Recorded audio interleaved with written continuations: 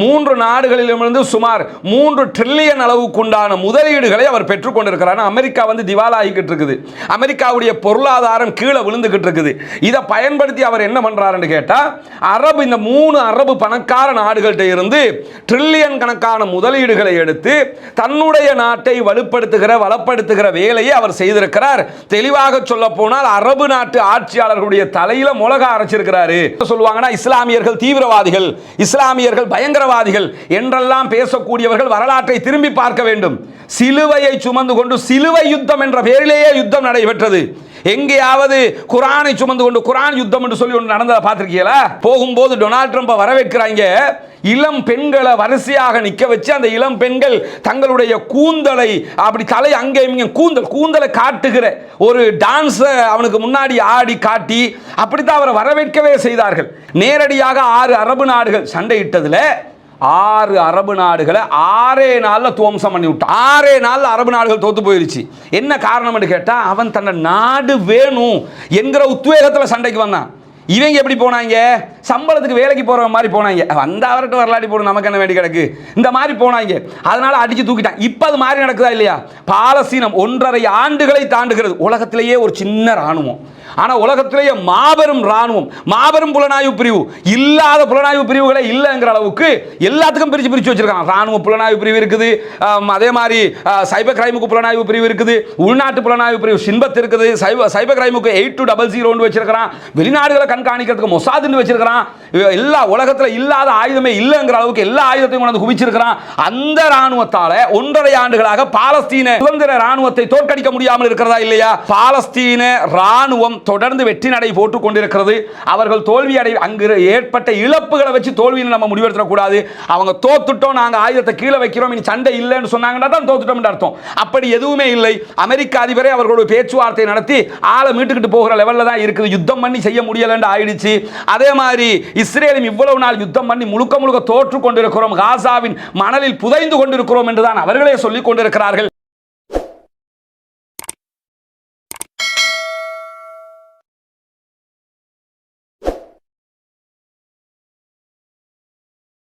அஸ்ஸலாமு அலைக்கும் வரஹ்மத்துல்லாஹி வபரகாத்துஹு.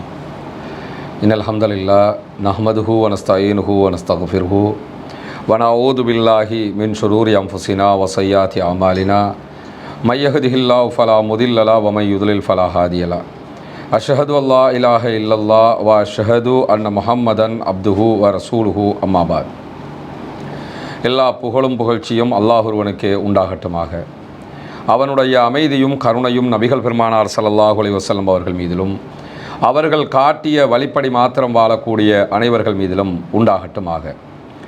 பேரன்பிற்கினிய எல்லாம் வல்ல அல்லாஹினுடைய நல்லடியார்களே, நாம் வாழுகிற இந்த காலகட்டத்திலே உலகம் முழுவதும் பேசப்படக்கூடிய, உலகம் முழுவதும் ஒவ்வொரு நாளும் விவாதிக்கப்படக்கூடிய 2 முக்கியமான பிரச்சனைகள் நடந்து வருவதை நாம் அத்தனை பேரும் அறிவோம். ஒன்று, உக்ரைனுக்கு எதிரான ரஷ்யாவினுடைய தாக்குதல்கள் தொடர்ந்து நடைபெற்று வருகிறது. அதனை நிறுத்த முடியாமல் சர்வதேசமே தடுமாறிக்கொண்டிருக்கிறது என்பதை நம்ம பார்த்து வர்றோம். அதே நேரத்தில் அதோடு ஒப்பிடும்போது பல 100 மடங்கு ஆபத்தை உண்டாக்கக்கூடிய தாக்குதல் ஒன்று காசா பகுதிகளிலே நடைபெற்று வருகிறது. கடந்த 1.5 ஆண்டுகளுக்கு மேலாக இந்த தாக்குதல்கள் நடைபெற்று வருவதை நம் அத்தனை பேரும் ஊடகங்களில் பார்த்து கொண்டுதான் இருக்கிறோம். இதுவரைக்கும் 587வது நாளாக அந்த தாக்குதல்கள் நடைபெறுகிறது. இந்த தாக்குதல்களின் ஊடாக சுமார் 75,000 அப்பாவி சகோதரர்கள் அங்கே கொல்லப்பட்டிருக்கிறார்கள், ஷஹீதாகி இருக்கிறார்கள். அதே நேரத்தில் 1,25,000க்கு மேற்பட்டவர்கள் படுகாயம் அடைந்திருக்கிறார்கள், உடல் ஊனமுற்றவர்களாக மாறியிருக்கிறார்கள். மீண்டும் அவர்களால் தங்களுடைய எதிர்கால நடவடிக்கைகளை எழுந்து நின்று செயல்படுத்த முடியாத அளவுக்கு உடலளவில் பலவீனப்பட்டிருக்கிறார்கள்.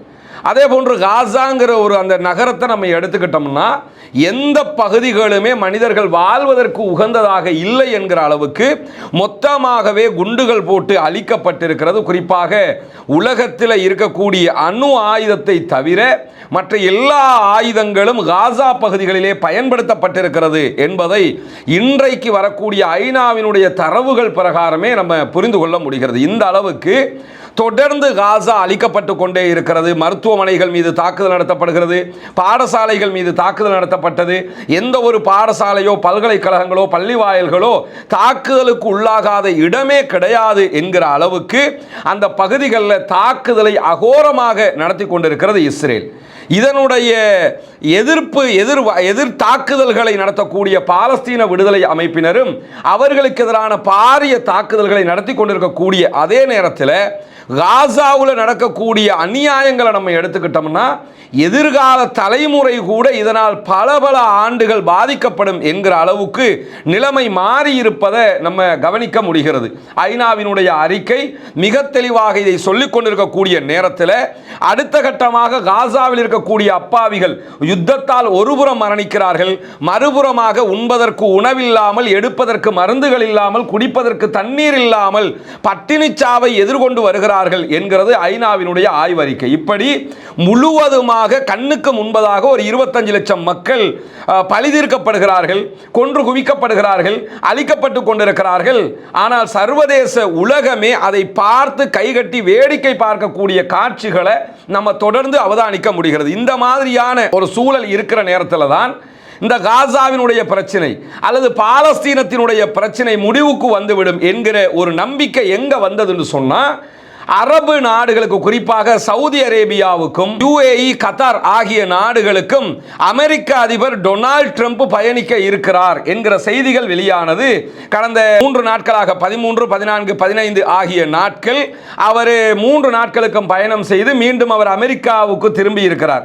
இப்படியான ஒரு சூழல்ல இந்த பயணம் பாலஸ்தீன மக்களுக்கான ஒரு விமோசனமாக மாறும், அவர்களுக்கு ஏதோ ஒரு பதில் கிடைக்கும், அவர்களுக்கு தேவையானது கிடைத்துவிடும், உரிமை கிடைத்துவிடும் என்கிற நம்பிக்கையோடு இருந்த நேரத்தில் அந்த நம்பிக்கைகள் எல்லாம் தவிடுபடியாக்கப்பட்டிருக்கக்கூடிய நிலைதான் தற்போது உருவாகி இருக்கிறது. ஏன்னா இந்த பயணத்தில் அவர் இஸ்ரேலுக்கு பயணிக்கல, இஸ்ரேலுக்கு போகாம டொனால்ட் ட்ரம்ப் அரபு நாடுகளுக்கு தான் வந்தார்.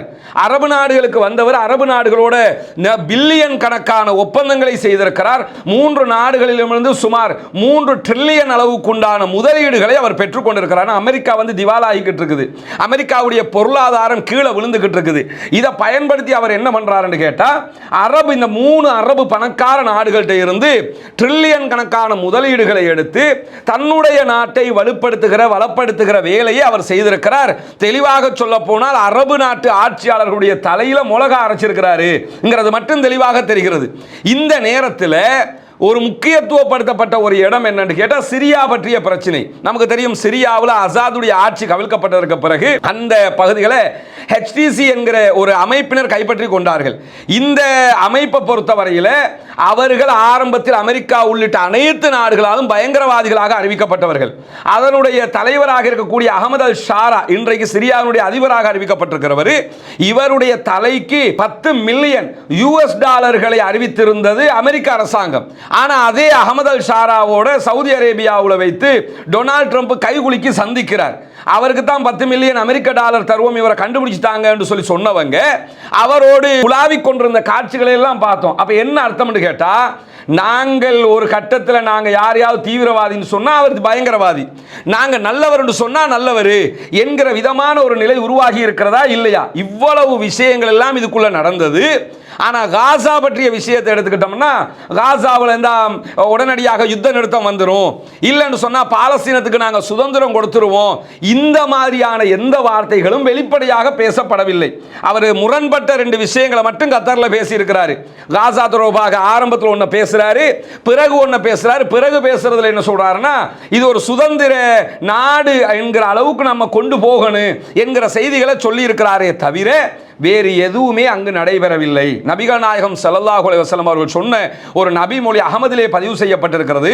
அல்லாஹ்வுடைய தூதர் ஸல்லல்லாஹு அலைஹி வஸல்லம் அவர்கள் சொல்கிறார்கள், ஒரு காலம் வரும், அந்த காலகட்டம் எப்படிப்பட்டதாக இருக்கும் என்று சொன்னால், எதிரிகள் பசி பிடித்தவர்கள் சாப்பாட்டு தட்டை நோக்கி எப்படி பசியோடு ஓடி வந்து சாப்பிட்றதுக்காக பாஞ்சி வருவாங்களோ, அது மாதிரி எதிரிகள் உங்களை அழிப்பதற்காக ஓடி வருவார்கள், விரைந்தோடி வருவார்கள் இந்த சமூகத்தை அழிப்பதற்காக அப்படின்னு சொல்லும் போது சஹாபாக்கள் கேட்கிறாங்க அல்லாஹ்வுடைய தூதரிடத்தில், அமின் கில்லத்தின் யௌமைதீன் யா ரசூலல்லாஹ், அல்லாஹ்வுடைய தூதர் அவர்களே, அந்த காலகட்டத்தில் நாங்கள் கொஞ்சம் பேர் தான் இருப்போம், இருப்போமா அப்படின்னு கேட்குறாங்க. அப்போ மதீனாவில் இருக்கிற மாதிரி, மக்காவில் இருக்கிற மாதிரி, பஹ்ரைனில் இருக்கிற மாதிரி கொஞ்சம் பேர் தான் அப்போ இருப்போமா அப்படின்னு சொல்லி கேட்கும்போது அல்லாஹ்வுடைய தூதர் ஸல்லல்லாஹு அலைஹி வஸல்லம் அவர்கள் சொல்கிறார்கள், இல்லை, அதிகமான மக்கள் இருப்பீர்கள்.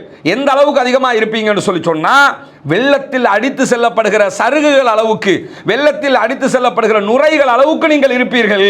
இன்னைக்கு நம்ம பார்க்கிறோம், உலகம் முழுவதும் இருக்கக்கூடிய முஸ்லிம்களுடைய எண்ணிக்கையை எடுத்துக்கிட்டோம்னு சொன்னால் 140 கோடி 150 கோடிகளை தாண்டி கொண்டு இருக்கிறது. அதே நேரத்தில் முஸ்லிம் நாடுகள், இஸ்லாமிய நாடுகள், அரபு நாடுகள் என்று எடுத்துக்கிட்டோம்னு சொன்னால் உலகத்தில் 52 நாடுகள் இருக்கிறது. முஸ்லிம்கள் இருக்கக்கூடிய நாடுகள், முஸ்லிம்கள் பெரும்பான்மையாக இருக்கக்கூடிய பல நாடுகள் இருக்கிறது. உலகத்திலேயே மிகவும் பணக்கார நாடுகளுடைய பட்டியலில் அரபு நாடுகள் தான் இருக்கிறது. ட்ரில்லியன் கணக்கான டாலர்களை அள்ளி கொடுக்கிறான்னா அப்போ எவ்வளவு பணம் இருக்கும், எவ்வளவு வளம் இருக்கும், எண்ணெய் வளத்தில் அவர்கள் கொளித்துக் கொண்டிருக்கிறார்கள். இதையெல்லாம் நம்ம பார்க்கிறோம். இவ்வளவு வளமும் பலமும் ஆயுதங்களும் இருக்கிறது, எல்லாம் இருக்கிறது. ஆனா கையாலாகாத ஆக்களா இருக்கிறாங்களா இல்லையா? ரசூலுல்லாஹி ஸல்லல்லாஹு அலைஹி வஸல்லம் அவங்க சொல்றாங்க, அப்படிப்பட்ட ஒரு பெரும் சமூகமாக நீங்கள் இருப்பீர்கள், இருந்தாலும் உங்களுடைய உள்ளங்கள்ல வகுன் இருக்கும் அப்படிங்கிறாங்க ரசூலுல்லாஹ். இப்ப சஹாபாக்கள் கேட்கிறாங்க, மல் வகுன் யா ரசூலல்லாஹ், வகுன் என்றால் என்ன அல்லாஹ்வுடைய தூதர் அவர்களே என்று கேட்கும்போது அல்லாஹ்வுடைய தூதர் ஸல்லல்லாஹு அலைஹி வஸல்லம் அவர்கள் சொல்கிறார்கள், கராஹியத்துல் மௌத் வ ஹுப்புத் துன்யா, உலகத்தை நேசிப்பீர்கள், மரணத்தை வெறுப்பீர்கள். இன்னைக்கு கண்ணுக்கு முன்னாடி பார்க்குறோமா இல்லையா? உலகத்தை நேசிப்பீர்கள், உலகம் உலகம் உலகம், அந்த ஆயுதத்தை வாங்கணும், இந்த ஆயுதத்தை வாங்கணும், அத்தனை கோடி இன்வெஸ்ட் பண்ணணும், அதை பண்ணணும், இதை பண்ணணும், அந்த திட்டம் இந்த திட்டம்னு சொல்லி அரபு நாட்டில் இருக்கக்கூடிய ஆட்சியாளர்கள் அத்தனை பேருமே இந்த உலகத்தை நோக்கி வேகமாக ஓடிக்கொண்டிருக்கிறார்கள். நாளைக்கு செத்துருவோமோ, காசாவில் போடுற ஒரு குண்டை கொண்டு சவுதியில் போட்டுருவாங்களோ, காசாவில் போடப்படுற ஒன்று கத்தாரில் விழுந்துருமோ அல்லது அபுதாபியில் விழுந்துருமோ, நமக்கு எந்த பிரச்சனையுமே வந்துடக்கூடாது, அவங்களுக்கு வர்ற பிரச்சனை வந்துட்டு போகட்டும் என்று பயந்து பயந்து பயந்து எங்கேயோ இருக்கிற அமெரிக்காவுக்கு இவ்வளவு வளங்களையும் பலங்களையும் கொண்ட கூட்டம் என்ன பண்ணுதுன்னு கேட்டால், பயந்து நடுங்கி கொண்டு முற்றுமுழுதாக அவர்களிடத்திலேயே போய் சரணடைகிற காட்சியை பார்க்கிறோமா இல்லையா?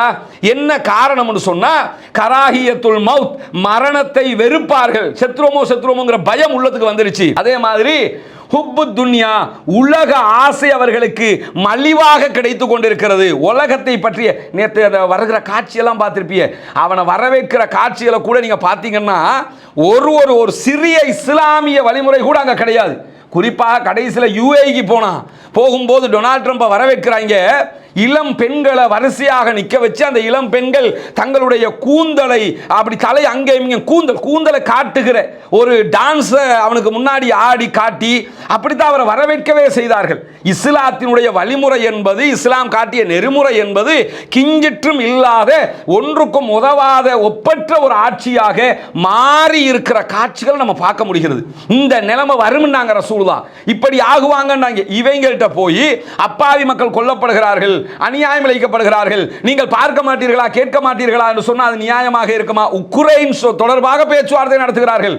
குறிப்பாக உக்ரைன் வார, ரஷ்யா உக்ரைன் வார நிறுத்தணும்னு எங்க பேச்சுவார்த்தை ஆரம்பத்தில் நடத்தப்பட்டதுன்னு கேட்டா சவுதி அரேபியாவில் தான் நடத்தப்பட்டது. அது தொடர்பாக பேசுகிறவர்கள் ஏன் காசா தொடர்பாக பேச வக்கில்லாமல் இருக்கிறார்கள்? ஏன் பாலஸ்தீனம் தொடர்பாக பேசுவதற்கு தெம்பில்லாமல் இருக்கிறார்கள்? ஏன்னா இஸ்லாத்தினுடைய அடிப்படை தத்துவங்கள் எல்லாம் மழுங்கடிக்கப்பட்டிருக்கிறது. அதை விடுத்தும் அவர்கள் தொலைதூரம் சென்று விட்டார்கள் என்பதை நம்ம பார்க்க முடிகிறதா இல்லையா? அல்லாஹ்வுடைய தூதர் ஸல்லல்லாஹு அலைஹி வஸல்லம் அவர்கள் இந்த பாலஸ்தீன பெருபூமி தொடர்பாக எப்படியெல்லாம் பேசி இருக்கிறார்கள். நபிகள் நாயகம் ஸல்லல்லாஹு அலைஹி வஸல்லம் அவர்களை பற்றி திருமறை குர்ஆனில் இது தொடர்பாக அல்லாஹ் தஆலா பேசுகிற நேரத்தில் அல்லாஹ் தஆலா சொல்கிறான், சுப்ஹானல்லதி அஸ்ரா பி அப்திஹி லைலம் மினல் மஸ்ஜிதில் ஹராமி இலல் மஸ்ஜிதில் அக்ஸல்லதி பாரக்னா ஹவுலஹு. அல்லாஹ் தஆலா சொல்லி காட்டுகிறான், காபா என்கிற புனித ஆலயத்தில் இருந்து சுற்றுப்புறங்களை எல்லாம் பாக்கியம் மிக்கதாக நாம ஆக்கி இருக்கக்கூடிய மஸ்ஜிதுல் அக்ஸா வரைக்கும் தன்னுடைய சான்றுகளை காட்டுவதற்காக ஒரே இரவில் தன்னுடைய அடியாரை முகம்மதை அழைத்து சென்றானே, அந்த இறைவன் தூயவனாக இருக்கிறான், செவியுறக்கூடியவனாக இருக்கிறான், பார்க்கிறவனாக இருக்கிறான் என்று சொல்லி அல்லாஹு தஆலா திருமறை குர்ஆன்ல 17வது அத்தியாயம் 1வது வசனத்திலேயே சொல்லி காட்டுகிறான். அல்லாஹ் தூயவன். எப்படிப்பட்ட தூயவன் என்று சொன்னா, காபா என்கிற ஆலயத்தில் இருந்து சுற்றுப்புறங்களை எல்லாம் பரக்கத் செய்யப்பட்டதாக ஆக்கப்பட்டிருக்கக்கூடிய மஸ்ஜிதுல் அக்ஸாவுக்கு இந்த நபியை ஒரே இரவில் அழைத்து சென்றான் என்கிற செய்தியை சொல்லி காட்டுறான். மஸ்ஜிதுல் அக்ஸாங்கிறது பாலஸ்தீன பெருபூமியில் அமைந்திருக்கிறது. அந்த மஸ்ஜிதுல் அக்ஸா சுற்றுப்புறங்கள் எல்லாம் பரக்கத்து செய்யப்பட்டது என்று அல்லாஹ் தஆலா சொல்லி காட்டி நபிகள் நாயகத்திற்கும் இந்த இஸ்லாத்திற்கும் மஸ்ஜிதுல் அக்ஸாவுக்கும் இருக்கக்கூடிய நெருக்கத்தை, தொடர்பை, அந்யோன்யத்தை மிக அழகாக திருமறை குர்ஆன் பேசுகிறது. அதே போன்று நபிகள் நாயகம் ஸல்லல்லாஹு அலைஹி வஸல்லம் அவங்க சொல்லுகிற நேரத்தில் என்ன சொல்றாங்கன்னா, பயணம் செய்து இப்போ ஒரு பிரயாணம் நிமித்தமாக நம்ம ஒரு பள்ளிவாசலுக்கு போறோம்னு சொன்னா அது உலகத்திலேயே 3 பள்ளிகளுக்கு தான் அந்த அனுமதி இருக்கிறது. நம்ம ஒரு இபாதத்து நோக்கமாக நாங்கள் போய் பள்ளியில் தங்கி இபாதத்து பண்ண போறோம் அப்படின்னு சொல்லி இபாதத்து நோக்கமாக பயணிப்பதாக இருந்தா உலகத்தில் 3 பள்ளிகளுக்கு தான் பயணிக்க முடியும். அதில் முதலாவது மஸ்ஜிதுல் ஹராம், மக்காவில் இருக்கக்கூடிய காபா ஆலயம் இருக்குதா இல்லையா, அந்த மக்கமா நகரத்தினுடைய ஆலயத்திற்கு பயண நிமித்தமாக ஹஜ்ஜுக்கு போகிறோம், உம்ராக்கு போகிறோம், அப்படி போக முடியும். அதே மாதிரி மஸ்ஜிது நபவி, நபிகள் நாயகம் ஸல்லல்லாஹு அலைஹி வஸல்லம் அவர்கள் கட்டிய மதீனாவிலே இருக்கக்கூடிய அல்லாஹ்வுடைய தூதருடைய பள்ளிவாயல், அதற்கு நம்ம பயண நிமித்தமாக போக முடியும் என்கிறார்கள் அல்லாஹ்வுடைய தூதர் ஸல்லல்லாஹு அலைஹி வஸல்லம் அவங்க. அதே மாதிரி மஸ்ஜிதுல் அக்ஸா, பாலஸ்தீனத்தில் அமைந்திருக்கக்கூடிய புனித மஸ்ஜிதுல் அக்ஸாவுக்கு நீங்கள் பயணிக்க முடியும் என்று நபிகள் நாயகம் ஸல்லல்லாஹு அலைஹி வஸல்லம் அவங்க நமக்கு சொல்லக்கூடிய செய்தி அபூ ஹுரைரா ரலியல்லாஹு அன்ஹு அவர்கள் அறிவிக்கிறார்கள். சஹீஹுல் புகாரிலே 1189வது ஹதீஸாக இது பதிவு செய்யப்பட்டிருக்கிறது. இதிலிருந்து இருந்து நமக்கு என்ன தெரியுது? மஸ்ஜிதுல் அக்ஸா என்பது இஸ்லாமியர்களுடைய 3வது புனித பள்ளிவாயல் என்பது தெரிகிறதா இல்லையா? அதற்கு பயணம் செய்து போக முடியும் என்று தெரிகிறதா இல்லையா? நமக்கும் மஸ்ஜிதுல் அக்ஸாவுக்கும் இடையிலே எவ்வளவு நெருக்கம் இருக்கிறது என்று தெரிகிறதா இல்லையா? காபத்துல்லா, அதே போன்று மஸ்ஜிது நபவி, இந்த இரண்டுக்கும் கிடைத்திருக்கக்கூடிய பாதுகாப்பு, அதுக்கு கொடுக்கக்கூடிய அந்த முக்கியத்துவத்தை இந்த நாடுகளாவது 3வது புனித தலமாக இருக்கக்கூடிய இந்த பள்ளிவாயலுக்கு கொடுத்திருந்தால் இதை நம்ம மீட்டணும், இதை நம்ம கண்ட்ரோல்ல வச்சுக்கிறோம், அந்த பகுதி மக்கள் நம்ம பாதுகாக்கணும் என்கிற ஒரு நிலைக்கு தள்ளப்படுவார்களா இல்லையா? ஆனா அதையெல்லாம் சிந்திக்காமல் அவர்கள் அவர்களுடைய நினைத்தவாறு இந்த உலகத்தை நோக்கிய பயணிக்கிறார்கள் என்று சொன்னால் இஸ்லாத்தினுடைய நிலைப்பாடுகள் அவர்களிடத்தில் இல்லை என்பதை நம்ம புரியலாமா இல்லையா? அவுஃப் இப்னு மாலிக் ரலியல்லாஹு அன்ஹு அவங்க தபூக் யுத்தத்தின் போது நபி ஸல்லல்லாஹு அலைஹி வஸல்லம் அவங்கள்ட்ட போய் கேட்குறாங்க. ஒரு தோல் கூடாரத்துக்குள்ள ரசூலுல்லாஹி ஸல்லல்லாஹு அலைஹி வஸல்லம் அவர்கள் இருக்கிறார்கள். இருக்கிற போது ரசூலுல்லாஹி ஸல்லல்லாஹு அலைஹி வஸல்லம் அவர்கள் அவுஃப் இப்னு மாலிக் ரலியல்லாஹு அன்ஹுவை பார்த்து சொல்றாங்க, இறுதி நாள் மறுமை நாள் வருவதற்கு முன்பதாக 6 அடையாளங்கள் நிகழும், அதை எண்ணிக்க அப்படிங்கிறாங்க. 1 2 3 4 என்று சொல்லி எண்ணிக்கிறங்க, 6 அடையாளத்தை சொல்றேன் அப்படின்னு சொல்லி அடையாளத்தை சொல்லும்போது முதலாவது சொல்லுகிறார்கள், எனது மரணம், நான் மௌத்தா போயிருவேன், அது மறுமை நாளுடைய ஒரு அடையாளமாக இருக்கிறது அப்படிங்கிறாங்க. இரண்டாவதாகவே எதை சொல்றாங்கன்னு சொன்னா பைத்துல் மக்திஸ் வெற்றி கொள்ளப்படும், பாலஸ்தீனத்தில் இருக்கக்கூடிய இந்த மஸ்ஜிதுல் அக்ஸா வெற்றி கொள்ளப்படும் அப்படிங்கிறாங்க. அதே போன்று 3வது 4வது 5வது ஒரு நீண்ட செய்தியாக ஒரு 6 செய்திகளை ரசூலுல்லாஹி ஸல்லல்லாஹு அலைஹி வஸல்லம் அவர்கள் சொல்கிறார்கள். சஹீஹுல் புகாரில 3176 இது பதிவு செய்யப்பட்டிருக்கு.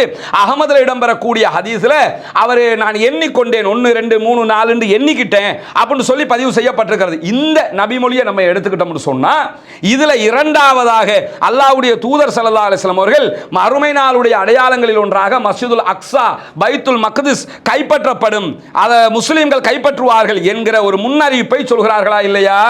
இதை வச்சுக்கிட்டு கூட சில இன்னைக்கு நம்ம பார்க்கலாம், அது மறுமை நாள் அடையாளமாக அதை கைப்பற்றுவாங்க, அது வரைக்கும் நம்ம அப்படி தான் இருக்கணும் அப்படின்னு சொல்லி பேசக்கூடிய காட்சிகள்லாம் பார்க்குறோம்.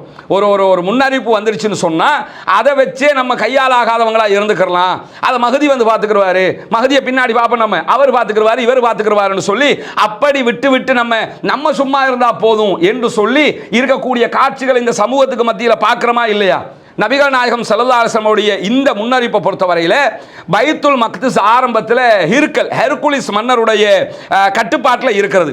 அப்படி இருக்கிற நேரத்தில் கிறித்துக்கு பின் 634 ஹிஜ்ரி 16வது ஆண்டுகளிலேயே உமர் ரலியல்லாஹு அன்ஹுடைய ஆட்சி காலத்தில் பைத்துல் மக்திஸ் கைப்பற்றப்பட்டுடுச்சு.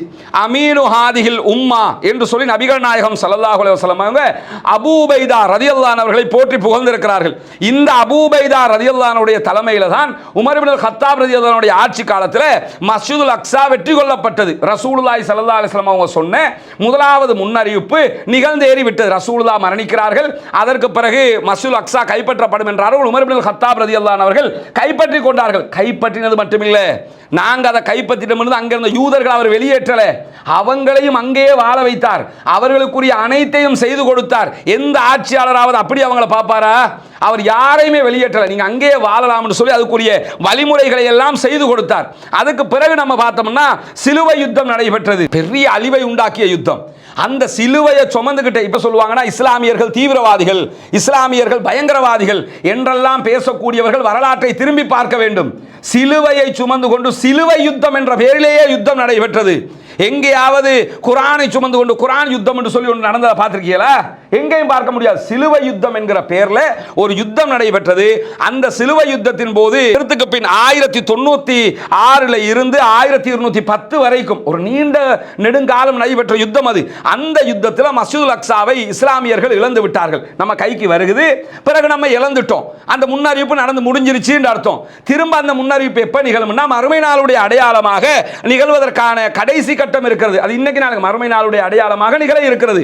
அதற்கு பிறகு நீங்க எடுத்துக்கிட்டீங்கன்னு சொன்னா கிறிஸ்துக்கு பின் 1187 காலப்பகுதியில் சலாஹுத்தீன் அய்யூபியுடைய தலைமையில் மீண்டும் முஸ்லிம்களால இடையில இந்த சிலுவை யுத்தம் நடந்துகிட்டு இருக்கிற காலகட்டத்திலேயே நம்ம அதை இழக்கிறோம். திருப்பி சலாஹுத்தீன் அய்யூபி என்ன பண்றாருன்னு கேட்டா அதை கைப்பற்றுகிறார். மீண்டும் அதனை இஸ்லாமியர்கள் இழக்கிறார்கள். இதுவெல்லாம் நடந்து கொண்டிருக்கிறது.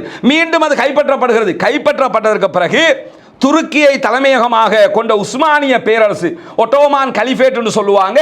இந்த உஸ்மானிய பேரரசு உருவாகிறது. உஸ்மானிய பேரரசுடைய கட்டுப்பாட்டு கீழே ஜெருசலம், பாலஸ்தீனத்தில் இந்த பகுதிகள் எல்லாம் வர்றதுனால மஸ்ஜிதுல் அக்ஸாவும் அவங்களுடைய கட்டுப்பாட்டில் வருகிறது. அவர்கள் அதை வச்சு பாதுகாத்துக்கிட்டு வர்றாங்க. உஸ்மானிய பேரரசின் போது அங்கிருந்த சில யூதர்கள் என்ன பண்ணிட்டாங்கன்னா நாங்கள் இங்கிருந்து வெளியேறோம் அப்படின்னு சொல்லி அவங்க வெளியேறிட்டாங்க. உமர் ரலியல்லாஹு அன்ஹு அவங்களை இருக்க சொன்னாங்க, வாழ வச்சாங்க. பல நூறு ஆண்டுகள் வாழ்ந்தார்கள். அதுக்கு பிறகு நாங்கள் வெளியேறோம் என்று சொல்லி ஒட்டோமான் கலிஃபேட்டின் போது அவர்கள் வெளியேறி விட்டார்கள். அதுக்கு பிறகு என்ன ஆகுதுன்னு கேட்டா பிரிட்டிஷோட நடந்த யுத்தத்தில் பிரிட்டிஷனுடைய வசமாக இந்த பகுதிகள் எல்லாம் வருகிறது. உஸ்மானிய கிலாபத்து தோல்வி அடைகிறது. தோல்வி அடைகிற நேரத்தில் 1881, 1904, 1919, 1924, 1930 ஆகிய காலகட்டங்களில் எல்லாம் இந்த பகுதிகளில் யூதர்கள் ஜெருசலத்தில் குடியேறுகிறார்கள். அரபு தேசம் மொத்தமாக அப்படி கட்டியாக இருக்கக்கூடிய பகுதி, நீங்க திரும்பி பார்க்கிற இடம் எல்லாமே அரபு தேசம் தான் இருக்கும். அதுக்குள்ள என்ன பண்றாங்கன்னா பிரிட்டிஷ் என்ன பண்றாங்கன்னா அவங்களுடைய ஆதிக்கம் தான் எல்லா இடத்துலையும் மேலோங்கி இருந்தது. அவங்க என்ன பண்றாங்கன்னா திட்டமிட்டு யூதர்களை நம்ம ஏற்கனவே சொன்ன அந்த டேட்ல எல்லாம் அந்த பகுதிகளில் குடியேற்றுகிறார்கள். குடியேற்றியது மட்டுமல்லாம அந்த பகுதிகளை மொத்தமாக கைப்பற்றுகிறார்கள். நபிகள் நாயகம் ஸல்லல்லாஹு அலைஹி வஸல்லம் அவங்க சொன்ன அந்த முன்னறிவிப்பை பார்க்கிறோம். முன்னறிவிப்புனா ஒன்னும் நபிகளாருடைய காலத்துக்கு மிக நெருக்கமாக நடக்கணும், இல்லைன்னா உலக அழிவுக்கு மிக நெருக்கமாக நடக்கணும். ஒன்று ரசூலுல்லாஹ் இருக்கும் போதே மஸ்ஜிதுல் அக்ஸா கைப்பற்றப்பட்டு விட்டது. அடுத்ததாக நடக்கும்னு கேட்டா மறுமை நாளுக்கு நெருக்கமாக நடைபெற இருக்கிறது. இந்த ரெண்டுக்கும் இடையில மஸ்ஜிதுல் அக்ஸா பிடிச்சிருவாங்க, அது நடந்துரும் இது நடந்துரும், அதை நோக்கி தான் நகர்ந்துக்கிற மஸ்ஜித் அது நம்முடைய எண்ணத்திலேயே இல்லை. அது நமக்கு அப்படி ஒரு கற்பிதமே கிடையாது. நடந்த காலகட்டம் எல்லாம் பார்க்கிறோம். நம்ம கையில் வருது, திருப்பி அவங்க கையில் போகுது, திரும்ப அவங்க கையில இருந்து நம்ம எடுக்கிறோம், திருப்பி அவங்க கையில் போகுது. அப்ப முன்னறிவிப்பு திரும்ப திரும்ப திரும்ப திரும்ப இப்படி நடந்துகிட்டு இருக்குமா? அதை யோசிக்கணுமா இல்லையா? ஒன்றோ ஆரம்பத்தில் நடந்துருச்சு, உமர் ரலியல்லாஹு அன்ஹு கைப்பற்றி கொண்டார்கள். பிறகு மறுமை நாளுடைய நிகழ்வாக அடுத்ததாக ஒன்று நடக்கும் கடைசி காலகட்டங்களில். இப்படித்தான் இதை நம்ம புரிந்து கொள்ள வேண்டுமே தவிர இதற்கிடையில மஸ்ஜிதுல் அக்ஸா கைப்பற்றப்படும், அதுக்கான யுத்தம் தான் இது, அதுதான் நடந்துகிட்டு இருக்குது, இந்த மாதிரியான வியாக்கியானங்களை திரிவுபடுத்தல்களை நாம் எப்போதும் செய்யக்கூடாது. இதே மாதிரி நேரத்தில் தான் என்ன ஆகுதுன்னு சொன்னா பிரிட்டிஷ் என்ன பண்றான்னா உலக நாடுகளுக்கு எல்லாம் சுதந்திரம் கொடுக்க, நம்ம நாட்டுக்கு தந்தானே, இந்தியாவுக்கு கொடுத்தான், பாகிஸ்தானுக்கு கொடுத்தான், இப்படி எல்லா நாட்டுக்கும் கொடுத்துட்டு போகிற நேரத்தில் 1947 ஐநாவினுடைய தீர்மானம் கொண்டு வரப்படுகிறது. என்ன தீர்மானம்? இந்த ஐநாவை உருவாக்கினதே இந்த மாதிரி வேலைக்கு தான். உருவாக்கி என்ன பண்றாங்கன்னு கேட்டா பாலஸ்தீனத்தை ரெண்டாக பிரிக்கிறார்கள். யூதர்களுக்கு என்று ஒரு பகுதி, இஸ்லாமியர்களுக்கு அரபு, அதாவது இஸ்லாமியர்களுக்குன்னா பாலஸ்தீனத்தில் இருந்த அரபிகளுக்கு என்றொரு பகுதி என்று பிரிக்கும் போது யூதர்களுக்கு பிரிக்கப்பட்ட பகுதி இஸ்ரேல் என்று பெயர் வைக்கப்படுகிறது. அரபிகளுக்கு பிரிக்கப்பட்ட பகுதி வந்து பாலஸ்தீனம் அப்படின்னு சொல்லி இருக்கும்ங்கிறதுல இஸ்ரேல்ல 4,98,000 யூதர்களும் 4,07,000 அரபியர்களும் வசிப்பார்கள். அந்த கான்ஸ்டிடியூஷன்லேயே அதை கொண்டு வர்றாங்க. இஸ்ரேலுக்குள்ள அரபிகளும் இருக்கணும், அவங்க வெளியேற்றப்படக்கூடாது, அவங்க அங்கே இருக்கணும் அப்படிங்கிறாங்க. பாலஸ்தீனம்ங்கிற பகுதிக்குள்ள 7,25,000 அரபிகளும் 10,000 யூதர்களும் இருப்பார்கள் என்று அந்த திட்டம் கொண்டு வரப்படுகிறது. இப்படி கொண்டு வரப்பட்டு ஜெருசலம் யுஎன் உடைய கண்ட்ரோல்ல இருக்கும், ஜெருசலத்தை ஐநா தான் கண்ட்ரோல் பண்ணும் அப்படிங்கிறாங்க. இன்னைக்கு அதான் நடக்குதா? ஜெருசலத்தில் அந்த ரமல்லாவில் இருக்கிற இடம் பூரா இஸ்ரேல் காசாவில் அடிக்கிற மாதிரி அங்கேயும் அடிச்சுக்கிட்டு இருக்கான். தூஃபாவில் அடிக்கிறான், ஜெனினில் அடிக்கிறான். இப்படி பல இடங்களில் தாக்குதல்களுக்கு மேல் தாக்குதல்கள் நடைபெற்று வருகிறது. அந்த தாக்குதல்களை நம்ம கண்ணுக்கு முன்னாடி பார்க்குறோம். ஐநாவுடைய கண்ட்ரோலில் இருக்குதுன்னா அந்த தாக்குதல்கள் நடக்காமல் இருக்கணுமா இல்லையா? ஆனால் அதை மீறி இந்த தாக்குதல்கள் எல்லாம் நடத்தப்படுகிறது. கலீலிங்கிற பகுதி வந்து அரேபியர்கள் வசம் இருக்கும், நெகோவ் பாலைவனம் இஸ்ரேலியர்கள் வசம் இருக்கும் என்று சொன்னாங்க. இன்னைக்கு ரெண்டுமே இஸ்ரேல் காரணம் தான் இருக்குது. அவன் தான் பிடிச்சி வச்சிருக்கிறான். பிடிச்சி வச்சுக்கிட்டு இன்ன வரைக்கும் தாக்குதல்களை நடத்தி கொண்டிருக்கிறான். ஆனால் இந்த காலகட்டத்தில் என்ன ஆகுதுன்னு கேட்டால் 1946 காலகட்டங்களில் இந்த பெரிய ஒரு மாஸ் மெசக்கர் ஒன்று நடக்கிறது. நம்ம நக்பான்னு சொல்லுவோமா இல்லையா? நேற்றைய தினம் நக்பாவுடைய நாள். இந்த 1948 மே மாதம் 15ஆம் தேதி பாலஸ்தீன அப்பாவிகளுக்கு எதிராக இஸ்ரேல் நடத்திய தாக்குதலில் 7.5 லட்சம் பாலஸ்தீனியர்கள் கொல்லப்படுகிறார்கள். ஒருத்தர் ரெண்டு பேர்ல இப்ப கூட 75,000 பேர் தான் கொல்லப்பட்டிருக்கிறாங்க. 1948 7.5 லட்சம் பேர் முதலாவது நக்பாவில் கொல்லப்பட்டார்கள், அழிக்கப்பட்டார்கள். அதற்கு பிறகுதான் என்ன ஆகுதுன்னு கேட்டால் 1948 கால பகுதிகளில் அந்த கால பகுதிகளுக்குள்ளாக அரபு நாடுகளுக்கும் அதே போன்று இஸ்ரேலுக்கும் இடையில் ஒரு யுத்தம் நடைபெறுகிறது. 6 அரபு நாடுகள் சேர்ந்து இஸ்ரேலோடு ஈஜிப்ட் அந்த மற்ற நாடுகள் எல்லாம் சேர்ந்து யுத்தம் பண்ணினாங்க. சிரியா, ஜோர்தான் இந்த மாதிரியான நாடுகள் எல்லாம் நேரடியாக பங்கேற்றார்கள். அதே நேரத்தில் ஈராக், சவுதி, மொரோக்கோ, அல்ஜீரியா இந்த நாடுகள் எல்லாம் வந்து துணைப்படைகளை அனுப்பி வச்சிருந்தாங்க. நேரடியாக 6 அரபு நாடுகள் சண்டையிட்டதில் 6 அரபு நாடுகளை 6 நாளில் துவம்சம் பண்ணி விட்டான். 6 நாளில் அரபு நாடுகள் தோத்து போயிருச்சு. என்ன காரணம்னு கேட்டால் அவன் தன்னை நாடு வேணும் என்கிற உத்வேகத்தில் சண்டைக்கு வந்தான். இவங்க எப்படி போனாங்க? சம்பளத்துக்கு வேலைக்கு போகிற மாதிரி போனாங்க. வந்த அவர்கிட்ட வரலாடி போடும், நமக்கு என்ன வேண்டி கிடக்கு, இந்த மாதிரி போனாங்க. அதனால அடிச்சு தூக்கிட்டான். இப்போ அது மாதிரி நடக்குதா இல்லையா?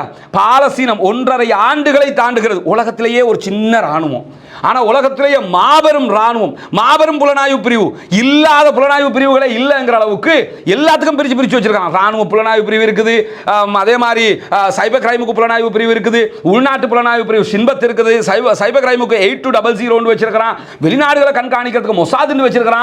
எல்லா உலகத்தில் இல்லாத ஆயுதமே இல்லைங்கிற அளவுக்கு எல்லா ஆயுதத்தையும் கொண்டு குவிச்சிருக்கிறான். அந்த இராணுவத்தால் 1.5 ஆண்டுகளாக பாலஸ்தீன சுதந்திர இராணுவத்தை தோற்கடிக்க முடியாமல் இருக்கிறதா இல்லையா? இன்றைக்கும் அடி வாங்கி கொண்டிருக்கிறார்களா இல்லையா? காரணம் என்னன்னு கேட்டா அவன் இப்ப பூமிக்காக போராடுறான், இவன் சம்பளத்துக்காக சண்டை போட்டுக்கிட்டு இருக்கிறாங்கிறது விளங்குதா இல்லையா? அதனால் நேற்று கூட இஸ்ரேலுடைய இராணுவ உளவு பிரிவு அம்மான் இருக்குது. இந்த உளவு பிரிவினுடைய முன்னாள் தலைவர் என்ன அறிவிக்கிறார்னு சொன்னா, காசாவுக்குள் இஸ்ரேலிய படைகள் காசா மண்ணில் புதைந்து கொண்டிருக்கிறது, நம்ம தோல்விக்கு மேல் தோல்வியை சந்திச்சுக்கிட்டு இருக்கிறோம் அப்படிங்கிறாங்க. இந்த அளவுக்கு அடி வாங்குறதுக்கு காரணமாக எது மாறியதுன்னு சொன்னா இந்த அவர்களுடைய உத்வேகம். பாலஸ்தீன விடுதலை இராணுவம் எங்களுக்கு பூமி வேண்டும் என்று போராடுகிறார்கள். சவுதி வரலன்னா, குவைத் வரலன்னா, பஹ்ரைன் வரலன்னா, யுஏஇ வரலன்னா, நீங்க யார் வரலாட்டியும் நாங்க இப்படி பண்ணுவோம் என்று சொல்லி எங்க நாட்டை நாங்க மீட்டெடுத்துக்குவோம் என்று சொல்லி அவர்கள் இந்த உத்வேகத்தோடு போராடி கொண்டிருக்கிறார்கள். 6 அரபு நாடுகள் 6 நாட்களில் அன்றைக்கு தோற்கடிக்கப்பட்டது. 587 நாட்கள் 1.5 ஆண்டுகள் தாண்டியும் ஒரு சின்ன இராணுவம் தோற்கடிக்கப்படலை என்று சொன்னா அல்லாஹ்வினுடைய அருளா இல்லையா? அல்லாஹ் அவர்களோடு இருக்கிறானா இல்லையா? அல்லாஹ்வினுடைய உதவி அவர்களுக்கு கிடைத்துக் கொண்டிருக்கிறதா இல்லையா?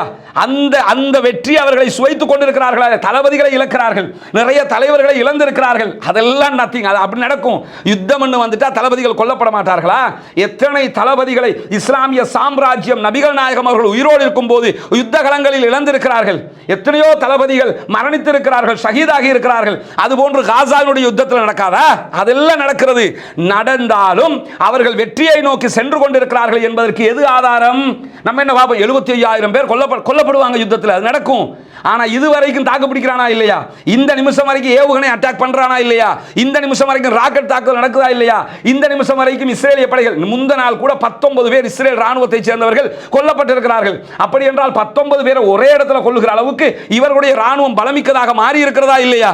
அதனால தானங்க அமெரிக்க ஜனாதிபதி டொனால்ட் ட்ரம்பை நேரடியாக பேச்சுவார்த்தை நடத்துறாங்க. கத்தார்ல வச்சு பேச்சுவார்த்தை நடத்தி எங்க பணைய கைதியை தந்திருப்பான், நீ ஆச்சு இஸ்ரேல் ஆச்சு எங்கால தந்துரு என்று எடுத்துக்கிட்டு போனானா இல்லையா? இப்ப ஹூதிகளோட போய் சமாதானம் பேசுறானா இல்லையா? என்ன காரணம்? முடியல. அவன் உரிமைக்காக போராடுகிறான். சனா ஏர்போர்ட்டுக்கு இஸ்ரேல் தாக்குதல் நடத்தி ஒரே நாள் 6 விமானங்கள் அழிக்கப்பட்டுச்சு. சன்னா ஏர்போர்ட் நீ அவ்வளவுதான், எல்லா ரன்வேயும் அழிச்சாங்க. நேற்று 10 நாளைக்குள்ள ஏர்போர்ட்டை பண்ணிட்டாங்க, திருப்பி செஞ்சுட்டான். ஏர்போர்ட்டை திரும்ப செஞ்சது மட்டும் இல்லாமல் ஏர்போர்ட்டில் நேற்று ஐநாவினுடைய கானாவில் இருந்து வந்த ஐநாவினுடைய விமானம் தரையிறங்கிருச்சு. 10 நாளில் ஏர்போர்ட்டை செய்கிறான்னு சொல்லி சொன்னால் எவ்வளோ பலத்தோட இருக்கிறாங்கிறத புரியணுமா இல்லையா? இவ்வளவு பலமிக்கவர்களாக இருதரப்பும் இருக்கிறார்கள். அதனால் அல்லாஹ்விடத்தில் கையேந்தணும். நம்ம அல்லாஹ் அரபு நாடுகள் கைவிட்டாலும் அல்லாஹ் கைவிட மாட்டான் என்பதை நம்ம புரியணுமா இல்லையா? நமக்கு அதுக்குரிய அல்லாஹ்வினுடைய அருள் கண்ணுக்கு முன்னாடி நமக்கு தெரியுதா இல்லையா? ஆனால் நிறைய பேர் என்னன்னா மஹதி வந்து பார்த்துக்குருவாரு, எல்லாத்தையும் மஹதி பார்த்துக்குருவாரு. மஹதி தொடர்பாக நம்ம ஒரு தெளிவான நிலைப்பாட்டில் இருக்கணுமா இல்லையா? மஹதி வந்து பார்த்துக்குருவாருன்னா பாலஸ்தீன மக்களே போராட மாட்டாங்களே, நம்ம எதுக்கு யுத்தம் பண்ணணும், நமக்கு எதுக்கு தளபதிகள், நமக்கு எதுக்கு ஆயுதம், நமக்கு எதுக்கு இராணுவம், எல்லாம் மஹதி வந்து பார்த்துக்குருவாருன்னு பாலஸ்தீன மக்கள் இருக்க வேண்டியதானே? அந்த மக்கள் எப்படி இருக்கிறாங்க? மஹதியை பற்றி தெளிவான நிலைப்பாட்டில் இருக்கிறாங்க. அவர் வர்ற டைமுக்கு வந்துக்கிறட்டும், நம்ம வேலையை நம்ம பார்க்கணும். மஹதி தொடர்பாக இஸ்லாத்தினுடைய நிலைப்பாடு எப்படி இருக்கிறது? மஹதி மறுமை நாளில் அடையாளம்னு ஏதாவது ஒரு ஹதீஸ் இருக்கு, ஆதாரபூர்வமான ஹதீஸ் இருக்குதா? அப்படி எந்த ஹதீஸும் கிடையாது. நம்மளா சொல்லிக்கிட்டு இருக்கிறோம், ஆதாரபூர்வமான ஹதீஸ் கிடையாது. அதே மாதிரி பார்த்தீங்கன்னா ஈசா நபியை சந்திப்பாரு, இதுக்கு ஏதாவது ஆதாரம் இருக்குதா? மஹதி வந்து ஈசா நபியை சந்திப்பார் என்பதற்கு எந்த விதமான எவிடன்ஸும் கிடையாது. மஹதிக்கு மார்க்க ரீதியாக மஹதி வந்துட்டார்னா அப்படியாகும், இப்படி மார்க்க ரீதியிலான ஒரு நபி அளவுக்கு ஏதாவது முக்கியத்துவம் இருக்குதா? அப்படி எந்த முக்கியத்துவத்தையும் இஸ்லாம் எந்த இடத்துலையும் ரசூலுல்லாஹி ஸல்லல்லாஹு அலைஹி வஸல்லம் சொல்லல.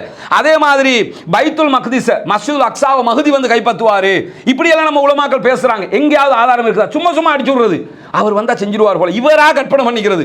மஸ்ஜிதுல் அக்ஸாவை மஹதி அலைஹிஸ்ஸலாம் வந்து கைப்பற்றுவார் அப்படின்னு சொல்லி ஏதாவது ஒரு ஹதீஸ் இருக்குதான்னா அப்படியும் ஹதீஸ் கிடையாது. ஆனா அவரை பற்றி என்ன வருதுன்னா ஒரு நேர்மையான ஆட்சியாளராக இருப்பாரு. ரசூலுல்லாஹி ஸல்லல்லாஹு அலைஹி வஸல்லம் சொல்றாங்க, பூமியினுடைய வாழ்நாள்ல ஒரே ஒரு நாள் தான் மீதமாக இருக்கும் என்று வைத்தால் கூட அந்த ஒரு நாள் அல்லாஹ் தஆலா நீட்டுவான். அந்த நாள்ல என்னுடைய குடும்பத்தை சேர்ந்த ஒருவரை அல்லாஹ் தஆலா அனுப்புவான், அவருடைய பெயரும் என்னுடைய பெயரும் ஒன்றாக இருக்கும். முஹம்மதுன்னா அவர் அதே பெயராக இருக்கும். அதே மாதிரி என்னுடைய தந்தையின் பெயரும் அவருடைய தந்தையின் பெயரும் ஒன்றாக இருக்கும். அவருடைய வாப்பாட பெயரும் அப்துல்லாவா இருக்கணும். ஏன்னா ரசூலுல்லாஹ்வுடைய வாப்பாவுடைய பெயர் அப்துல்லாவாக இருக்கிறது. அநீதியால் நிரப்பப்பட்டுள்ள பூமி முழுவதும் நீதியால் அவர் நிரப்புவார் அப்படின்னு சொல்லி நபிகள் நாயகம் ஸல்லல்லாஹு அலைஹி வஸல்லம் அவங்க ஒரு நீதியான ஆட்சியாளர் வருவார் அப்படிங்கிற செய்தியை சொல்றாங்க.